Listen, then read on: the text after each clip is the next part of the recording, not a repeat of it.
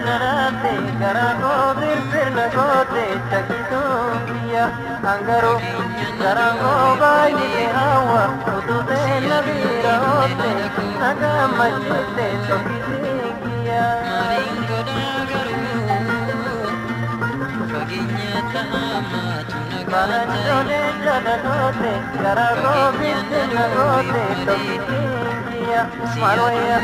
jala se badavape anan ko barat sinte tokiya